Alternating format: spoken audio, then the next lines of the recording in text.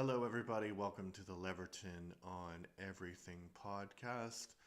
This podcast, I review literally everything: books, movies, plays, um, mouse, like computer mouse, mice.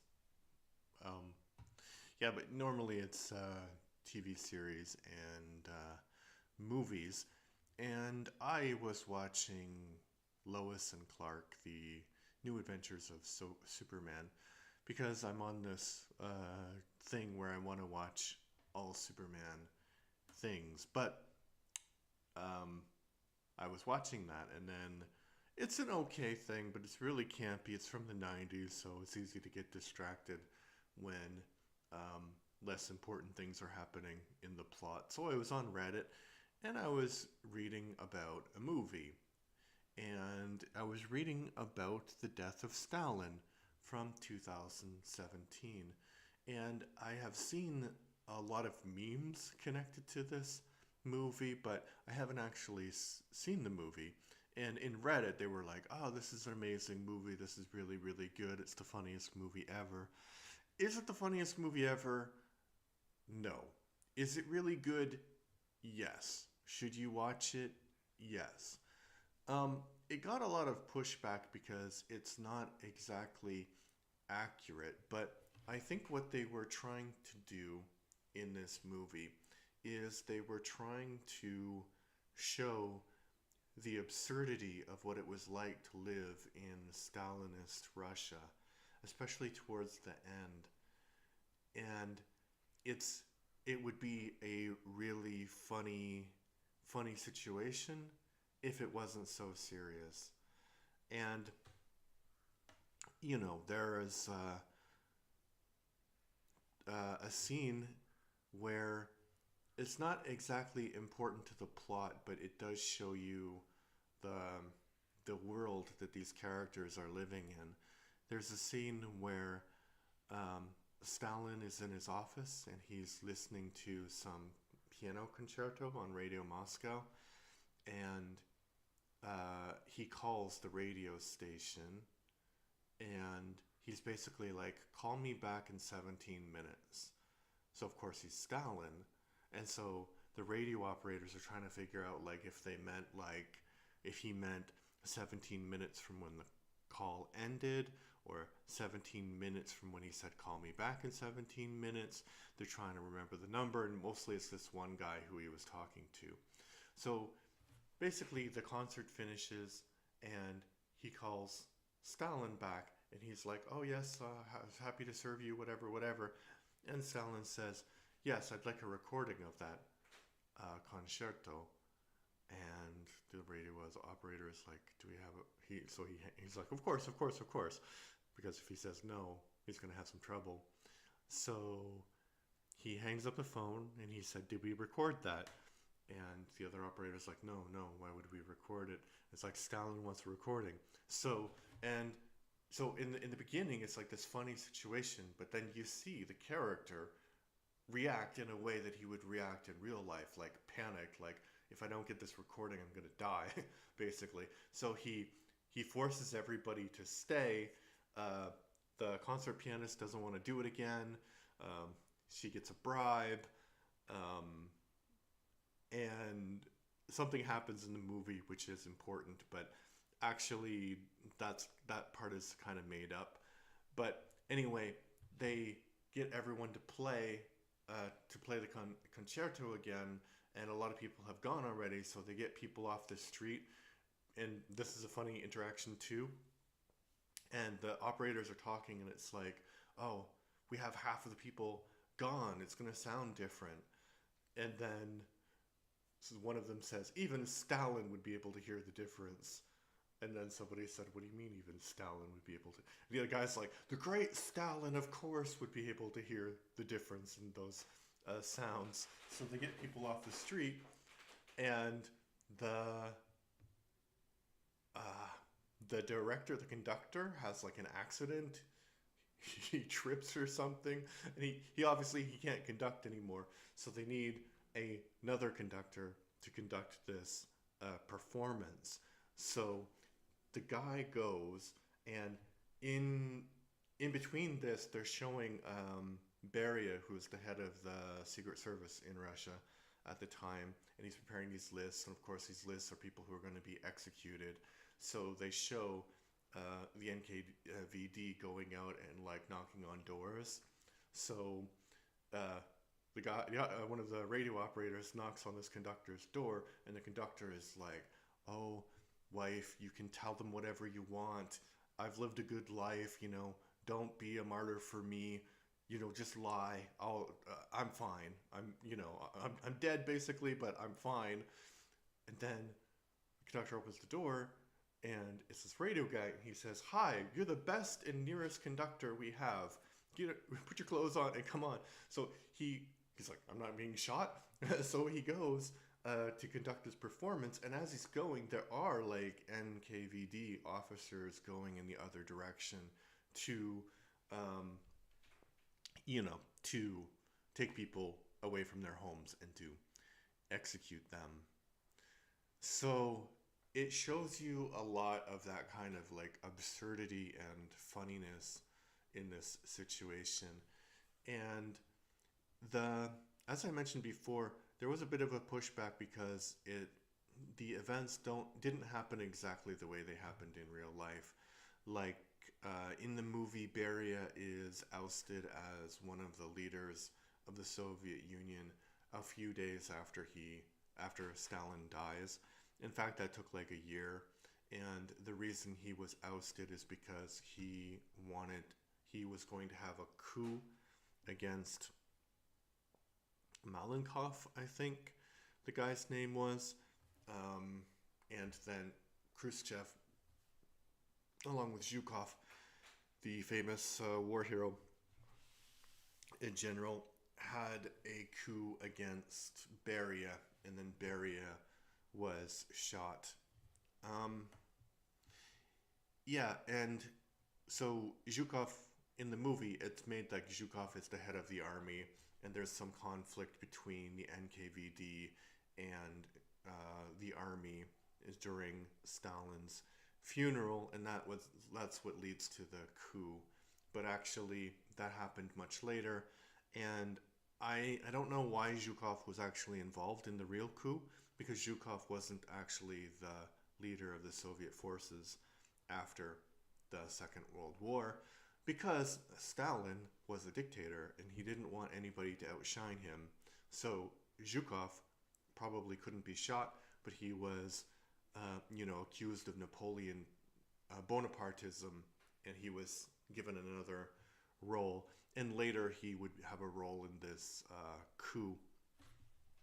Yeah, and about the coup, I don't know why I didn't really realize this, but I thought that the Soviet Union, the transfer of power was pretty clear because it was like a communist party and they had like, you know, things of succession. And even in the movie, there's like these little like, and the body will lie in state for 3 days. So it sounds like they have some kind of constitution. But I think the movie invented that part because when Stalin died, they really didn't know who was going to be the next leader.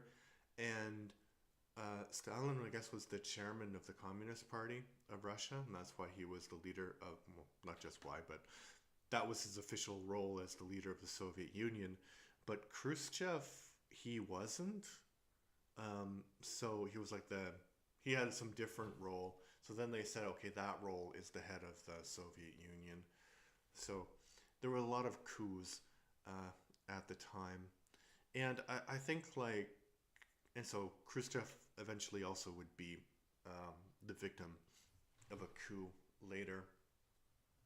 And I think what happens, which is good about this movie, is that they show the ridiculousness of Stalinism. And so what do I mean? Like, Stalin, there's one theory that Stalin was poisoned, which might be completely possible. But there's another theory that Stalin died because people were afraid to interrupt him because of the climate of fear that he had created. And in the movie, they even go as far to say that all of the good doctors are not in Moscow anymore because there was this thing called the Jewish doctors plot, and Stalin had become very anti-Semitic in his later years, and he basically had all of the doctors in Moscow rounded up, or a lot of the doctors in Moscow rounded up and shot or put in the gulag because of supposed plots against his life. So, of course, when he actually needed the medical help, it wasn't there for him. And you can see when they actually get the doctors, like, so some NKVD guys are like, they see this one guy walking his dog, and then they're coming up to him, and he's like, I retired 5 years ago. I'm not a doctor anymore. So that was also a good and funny moment. So they get the doctors, and the doctors, so basically Beria asks the doctors what the opinion is, and the doctors are like very reluctant to tell him. And eventually they say, yeah, he has had some kind of stroke, and he's not going to recover. And he does have one moment of lucidity, but then he dies basically. And yeah, so the ridiculousness is just how they were treating Stalin, and also, when he dies, there's this like very theatrical reaction that people around him have. And yeah, and I think they show a reaction of the common people, and I think the common people had a different feeling about Stalin, even though it was probably one of the worst periods of history, human history, to live through. They still felt some kind of reverence for him because he was treated as like a god figure. And if anything bad happened to them in the Soviet Union, they didn't really blame it on Stalin. They blamed it on like, Beria or someone else. So the people who actually know Stalin acting like that is kind of really funny. I mean, not funny like ha ha ha, but like, okay, you doing this as like a performance. And yeah, so the movie basically is about the conflict, the struggle for power after Stalin dies. And some of the characters are Zhukov, who wasn't really, at least at this point, wasn't a part of this coup. He was later. Khrushchev, um, Beria, and Malenkov, and Molotov. And another thing connected to the ridiculousness of Stalinism is Molotov was the foreign minister, and his wife had been arrested for some trumped up anti-Stalinist charge. And I'm not sure how true this is, but in the movie they have Beria actually not kill his wife, Molotov's wife, as a sort of pawn in case Stalin died. So if Stalin dies, Beria can say, hey, I have your wife, So he does this, Beria does this, and he's like, I have your wife, and, Stalin was really weird, man. We have to, like, change things. I'm, like, going to be a reformer. Because, yeah, obviously the repression was, like, really, really, really extreme, and the violence and the executions were really, really extreme. So, of course, the new person wants to step away from that and also kind of be the legacy of Stalin. So that's why they're fighting.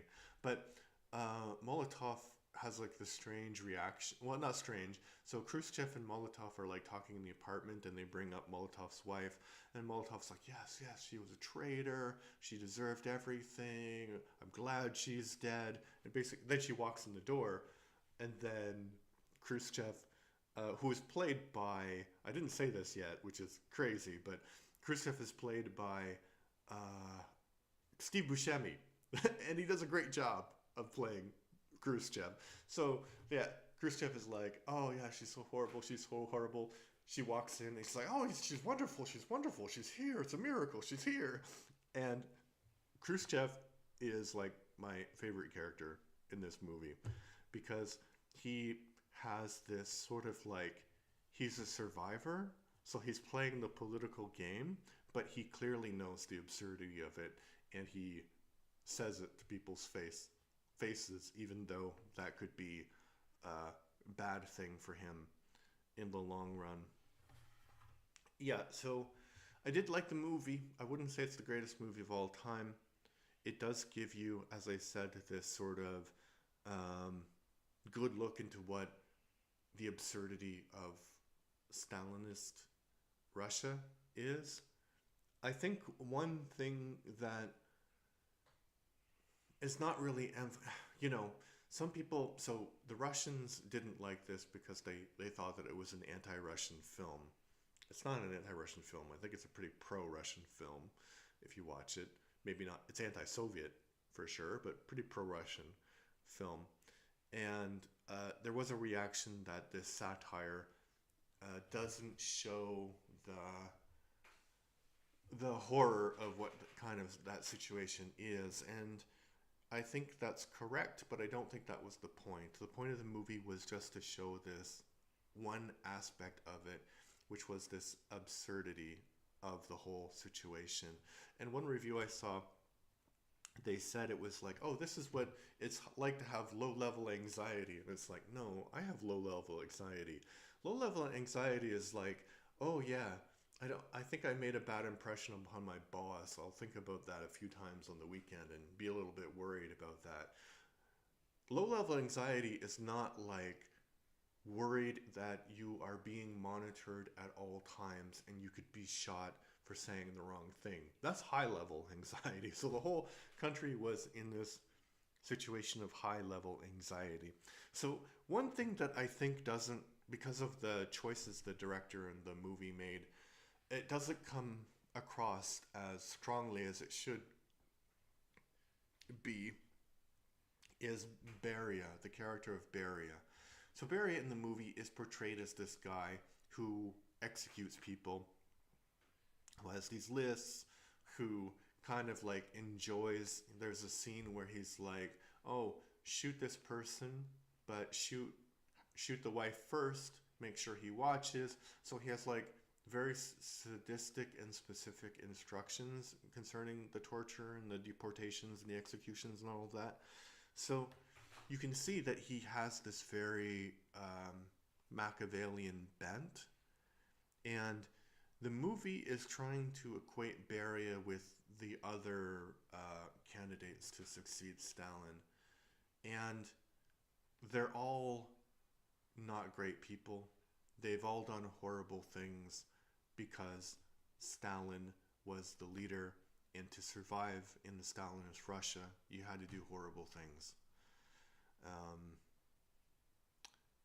To be political, you had to do horrible things. And yeah, just to be a human being in Russia at the time, you had to do horrible things.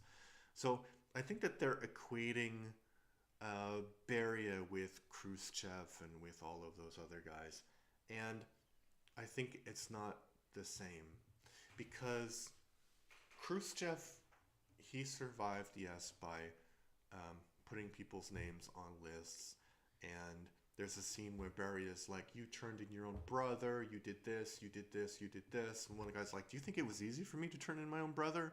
Like, no, I had to. I had to do it. And so it seems like all of those people in that group, they did things to survive. And that was the difference between them and Beria.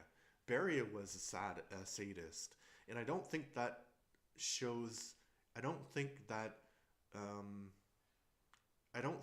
it's portrayed eloquently or well enough in the movie how sadistic he was.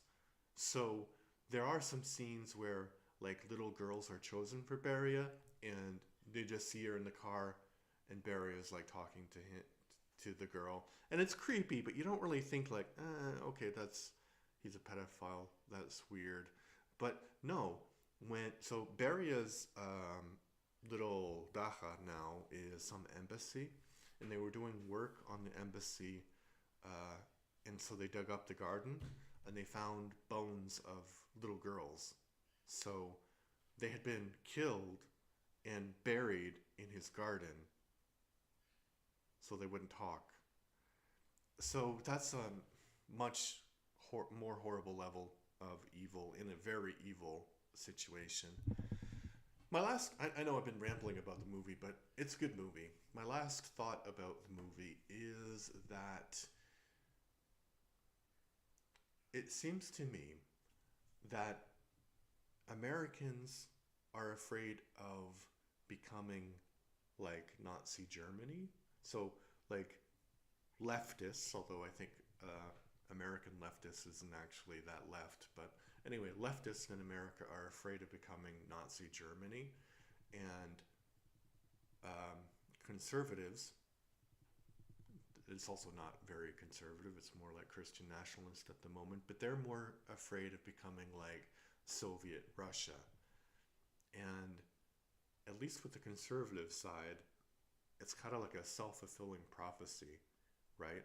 Because, you know, to not become like Soviet Russia, your ideology has to be pure.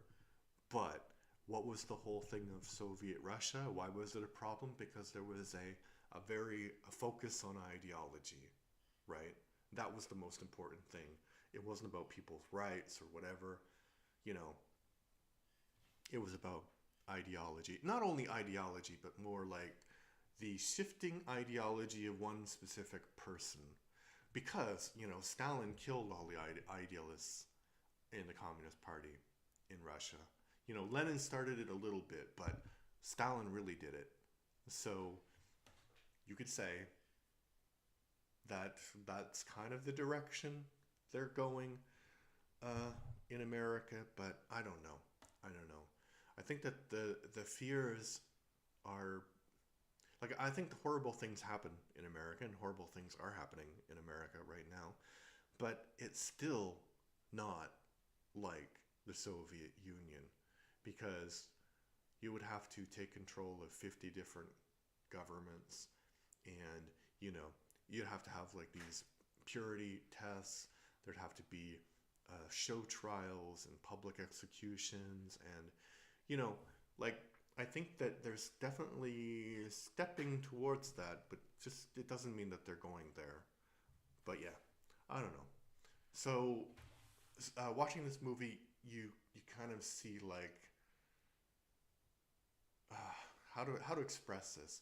So fear drives people into. So yeah, I think that the this is my point. Fear is the thing that makes people choose badly, and fear enables human beings to do a lot of horrible things to each other, you know. And it's not just fear like in the Soviet Union, although that was a good motivator, but Stalin, he controlled all of Russia. He controlled, at the end of the Second World War, like 1/4 of the world's population. But he was still afraid. He was afraid that it could be gone in a moment. So because he was afraid, he was doing all of these things to other people. You know, that was his entire life. And I think that a guy like Trump is also afraid. You know, he's afraid of immigrants, he's afraid of the law, he's afraid of, you know, people disliking him, he's afraid of being disrespected. So I think a true good leader, or a true good political philosophy, is one that doesn't require you to be afraid. Because when you're afraid, you're not acting like yourself. It's like the Snickers commercial, except, you know, when you're hungry, you're not acting like yourself. Grab a Snickers. So when you're afraid, you're not acting like yourself. Grab a dose of reality. All right, I've been rambling a lot about this movie. Go watch it. From 2017. Stars Jason Isaac as Zhukov, great. Andrew Molina as Malenkov, also great. Steve Buscemi as Khrushchev, also great. And there are also a lot of other great performances in the movie. Makes you think about a lot of things. All right, thanks. Like and subscribe. Bye-bye.